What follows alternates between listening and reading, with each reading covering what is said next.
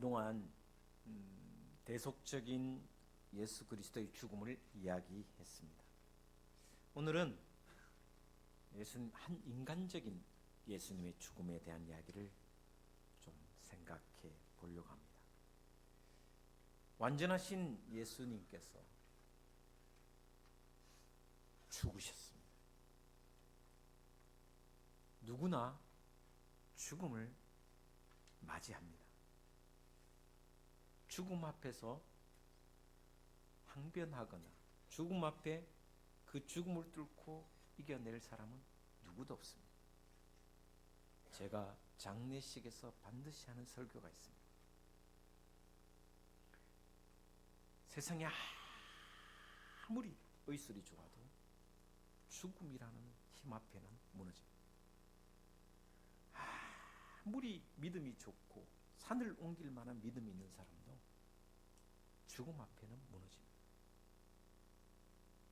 아무리 부모를 사랑하고 아무리 아내와 남편을 사랑하고 정성을 다해도 그 사랑도 죽음 앞에는 힘을 못 씁니다. 왜? 죽음이라는 것이 그만큼 무섭기 때문에. 저는 우리 그리스도인들이 가장 해야 할 일이 뭔가?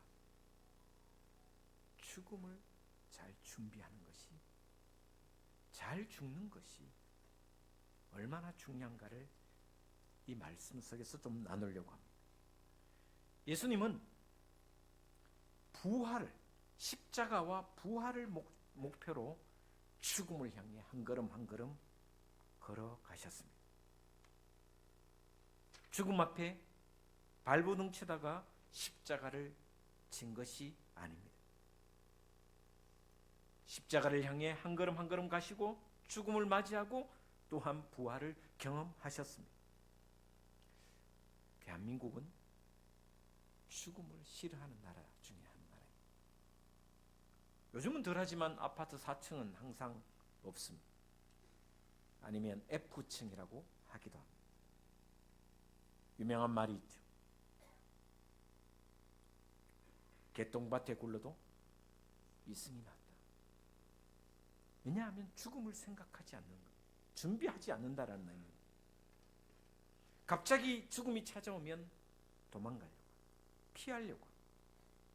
그러나 누구든지 피할 수 없습니다. 삼켜버린다라는 것입니다.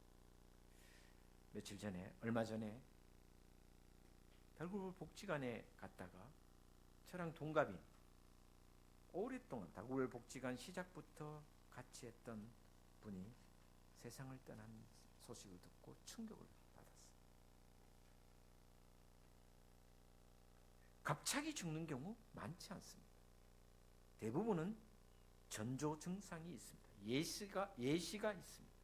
특히 질병이 그렇습니다. 여러분, 대부분 사람은 요즘 병원의 중환자실이나 또 아니면 호스피스 병동에서 죽음을 맞이합니다. 그러다 보니 가까이에서 죽음을 볼 수가 없습니다. 저희 어릴 때만 해도 시골에서 어르신들 돌아가시는 것은 대부분 다 가정에서 자연사 하셨어요.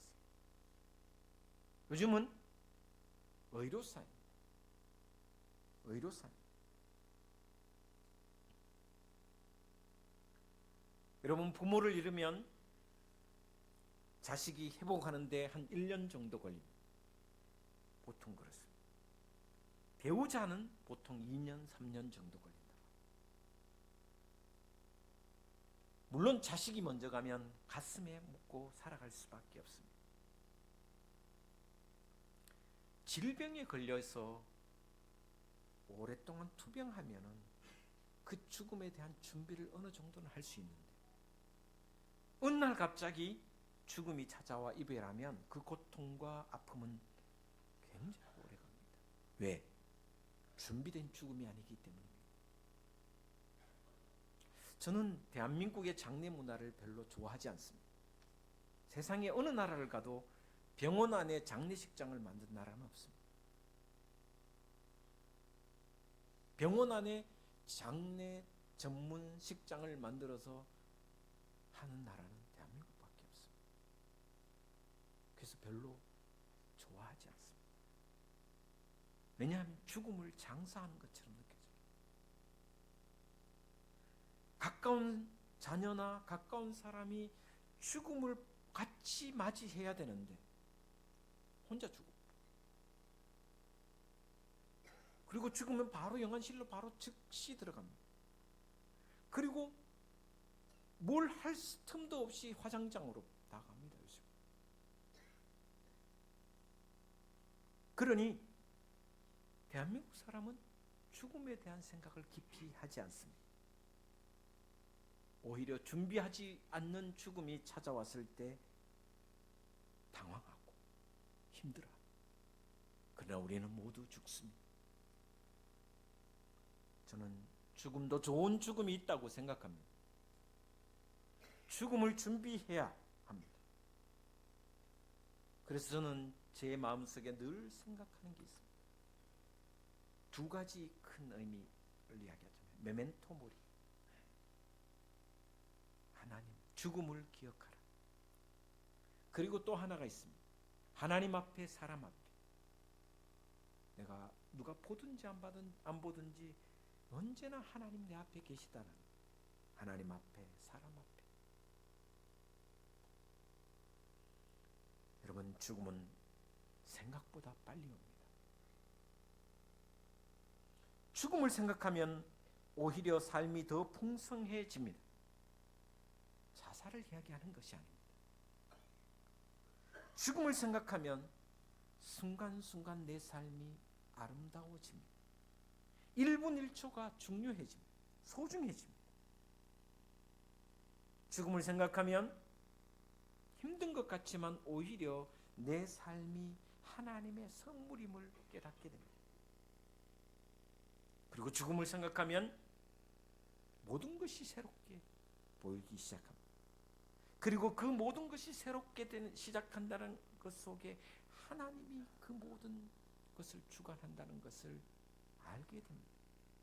그래서 신비로운 것이 삶이라는 것을 깨닫게 됩니다. 죽음과 사귀십시오.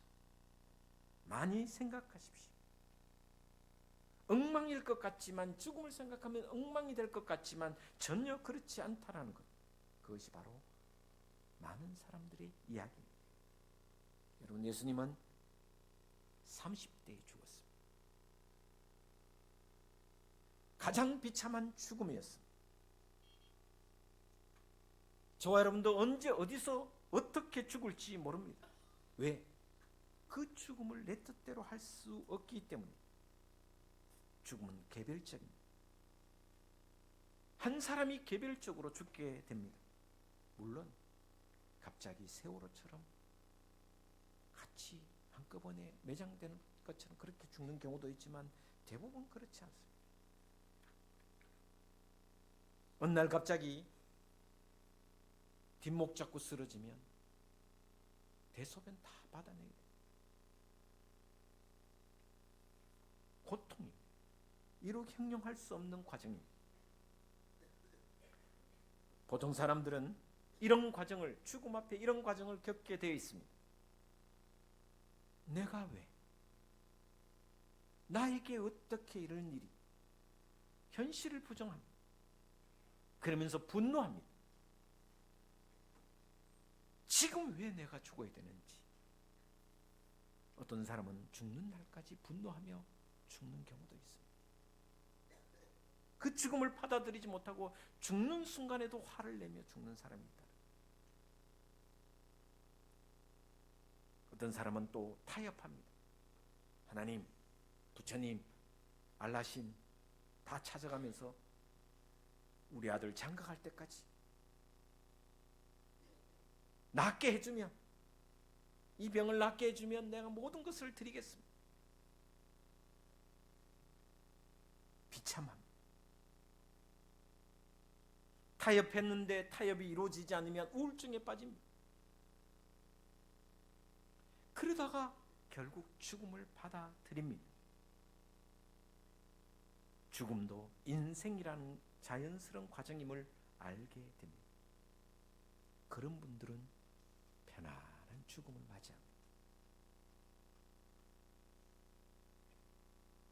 우리 그리스도인은 여기서 그쳐서는 안 되고 한 단계 조금 더 나아가야 됩니다. 말할 수 없는, 이루 형용할 수 없는, 표현할 수 없는 희망을 이야기해야 됩니다. 왜? 부활과 영생을 바라보기 때문입니다. 부활과 영생을 바라보면서 죽음을 맞이하는 것이 우리 그리스도인이 가져야 할 태도입니다. 신앙의 태도입니다. 여러분, 하나님께서 우리에게 주시는 최후의 선물이 뭐냐? 최고의 선물 말고 최후의 선물은 죽음입니다. 그럼 성경도 보면 성경에서 곳곳에 허무, 인생의 허무, 죽음에 대한 허무 이야기를 곳곳에서 합니다. 그러다 보니까 많은 철학자들이나 유명한 사람들이 자살 애찬론을 계몽주의 때 또 20세기에 주장했습니다. 우리가 잘 아는 까미, 이방인을 썼던 까미도 자살 애천론자였습니다. 철학자이며 작가인 쇼펜하우도 마찬가지입니다. 뭘 썼냐? 자살 애찬론을 책으로 썼습니다. 이렇게 썼습니다. 하루라도 일찍 죽는 것이 낫다. 어린 시절에 죽는 것이 낫고 그보다 나은 것은 태어나자마자 죽는 것이 좋다. 최고의 선물은 아예 태어나지 않는 것이다. 정작 자기는 오래 살았습니다. 지는 장수했습니다.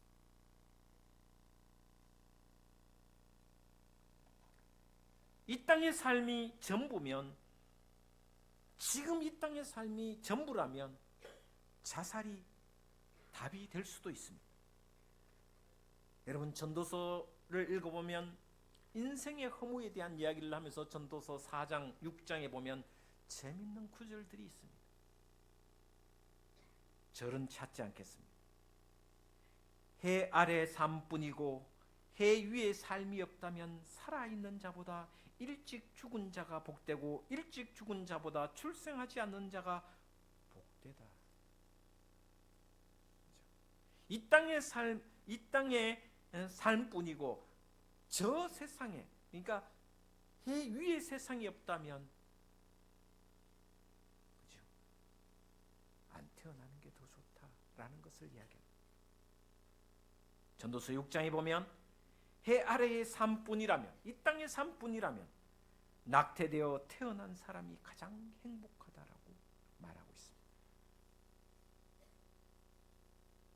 전도서의 허무에 대한 이야기, 인생의 허무.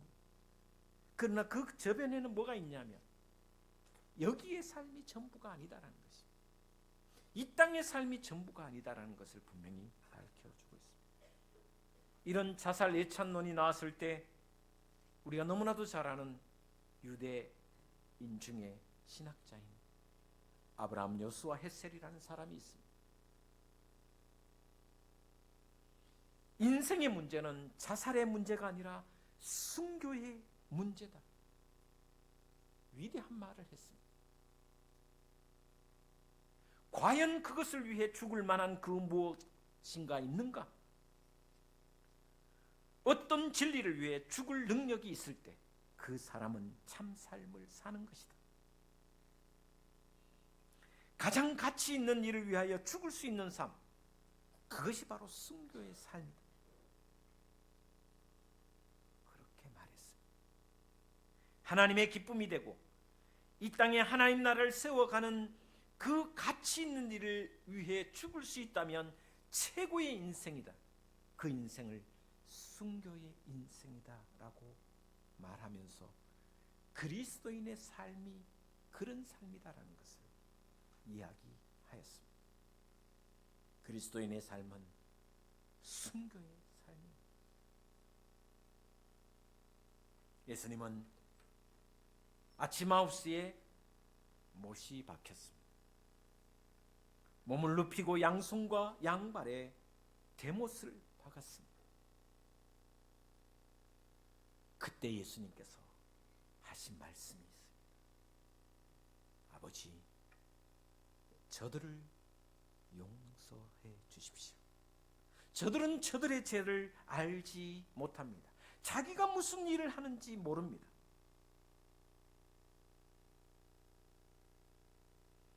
죽음 앞에서 가장 중요한 게 뭐냐? 첫 번째는 용서하고 용서받아야 된다는 것입니다. 화해해야 된다는 것입니다. 하나님과 화해하지 못하면 평화로운 죽음을 맞이할 수가 없습니다. 하나님 품에 제대로 안길 수가 없습니다. 사람들과 화해하지 않으면 그 죽음도 평온하지 않습니다. 눈을 온전히 감을 수 없습니다. 유명한 책이 있습니다. 죽을 때 후회하는 20가지. 오래전의 책입니다. 호스피스 병동에서 죽음을 맞이하는 사람들, 그 한 사람 한 사람과 인터뷰했을 때 마지막 죽기 전에 후회하는 25가지 이야기 책으로 펴놨습니다. 첫 번째가 뭔지 아십니까? 고마운 사람에게 고맙다는 말 못하고 죽은 경우. 고맙다, 미안하다, 사랑한다라는 말을 못한 것. 저희 할머니가, 저는 처음 죽음, 제가 몇 번 이야기했는데 저희 할머니가 제 눈앞에서 돌아가셨어요. 저희 할머니와 둘만 교회 다녔고 아버지 어머니는 그때 교회 다니지 않았어요. 근데 저희 할머니 고약한 시어머니였어요. 정말 고약했어요. 제가 어린 시절 봐도 너무 고약해요. 밥이 질면 질다, 되면 되다, 된장이 짜면 짜다, 고춧가루 많이 넣었다. 하루도 잔소리 안 하는 날이 없어요. 어린 나이에도 우리 엄마가 너무 불쌍해. 가난한 우리 어머니 아버지, 우리 엄마는 고아로 자랐어요. 어릴 때 아버지 어머니 외할아버지 할머니 다 돌아가셨어요. 없는 집에서 배우지 못한 것에서 시집 왔다고 얼마나 구박했는지 모릅니다. 그런데요, 마지막 죽는 순간에 가장 먼저 찾은 사람이 누구냐? 아버지도 아니에요. 우리 엄마를. 선악 알미늄 다닌 우리 엄마인데 급히 연락해서 엄마 찾아오라. 제가 뛰어가갖고 엄마 불러왔어요. 우리 엄마와 우리 할머니가 1시간 동안 두 분이 방에서 울며 불며 그동안의 한을 다 털어내요. 저는 밖에서 무슨 이야기인지 다는 모릅니다. 그러나 한마디는 온전히 들을 수 있었습니다. 우리 할머니, 야야, 미안하대, 미안하대.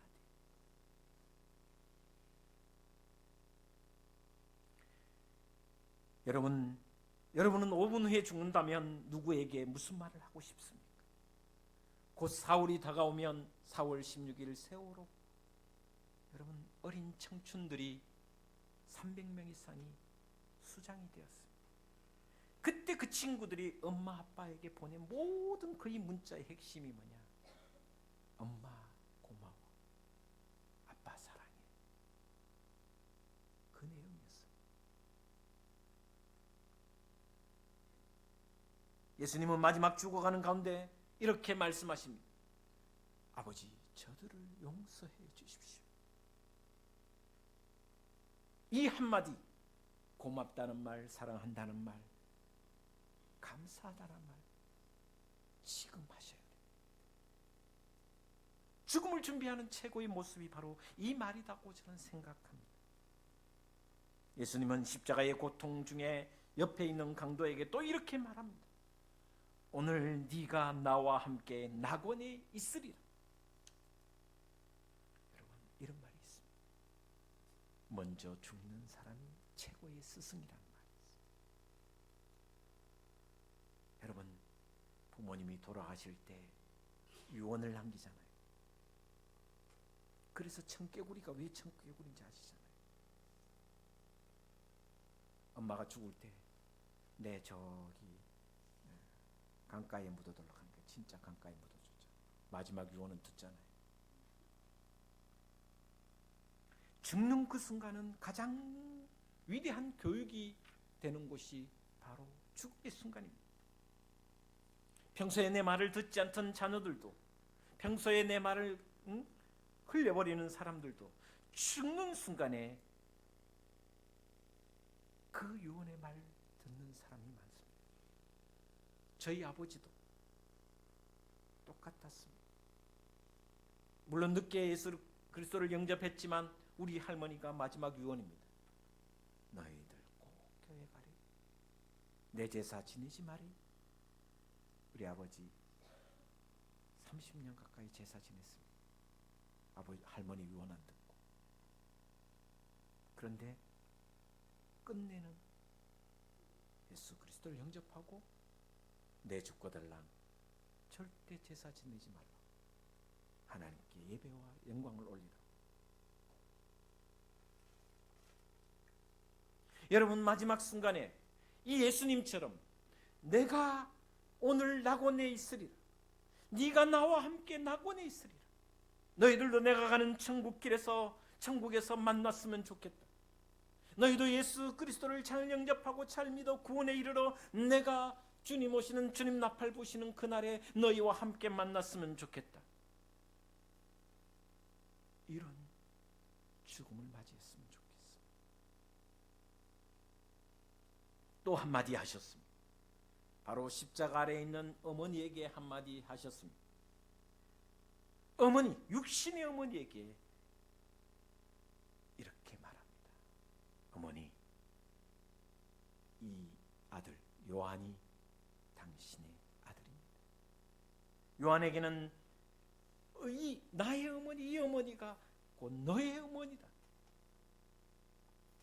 무슨 말입니까? 인생의 모든 책임을 마지막까지 지고 간다는 것입니다. 자기는 30대에 죽지만 엄마가 살아계시는데 그 어머니를 요한에게 맡기는 자기의 책임을 다하지 못하고 가는 것에 대해서 요한에게 맡기는 모습.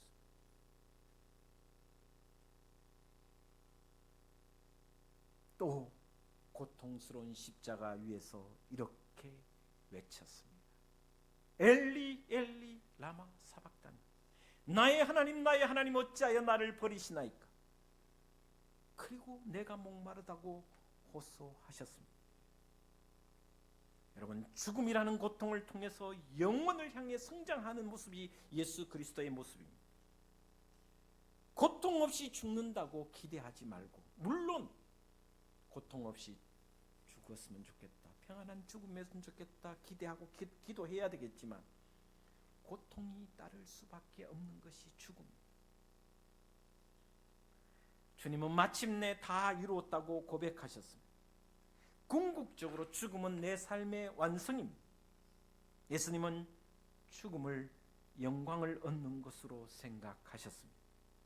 영광의 과정이라고 생각하셨습니다.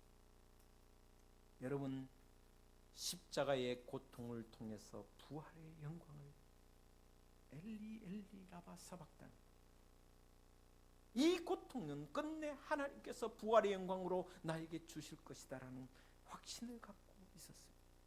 죽음이라는 고통이 있지만 그 죽음 너머에 부활의 영광이 있음을 확신하는 그런 저와 여러분의 신앙이 되기를 주의 이름으로 축복을 드립니다. 마지막으로 이렇게 말씀하셨습니다. 내 영혼은 아버지 손에 맡기나이다. 나의 영혼은 내 것이 아닌 아버지 손에 있다라는 고백입니다. 이 말은 영원토록 하나님 품에 함께 하심을 믿습니다. 이 말입니다. 이 믿음으로, 이 희망으로 믿음의 삶을 살아가는 우리 모두가 되었으면 좋겠습니다. 죽음, 하나님이 우리에게 주신 최후의 선물입니다. 빈손으로 받을 수가 없습니다. 하나님의 사랑으로 충만한 가운데 죽음을 받아야 하고 그것이 성도의 죽음이라고 저는 생각합니다. 여러분, 사람은 태어날 때 당사자는 울지만, 본인은 막 울지만, 그러나 주변은 환호하고 박수를 칩니다. 기뻐합니다. 죽을 때는 어떻게 죽어야 되냐? 나는 웃고 주변의 사람들이 슬퍼해요. 떠나가는 육신에 대해서는 슬퍼하지만 내 영혼을 받아주신 하나님께 영광이 되니 나는 웃으면서 떠날 수 있어야 진짜 죽음이 아니겠습니까? 이 죽음을 생각하며 살아가는 한 주간 되시고 십자가의 그 은혜를 깊이 묵상하며 살아가는 저와 여러분 되시기를 주의 이름으로 축원을 드립니다. 기도하겠습니다.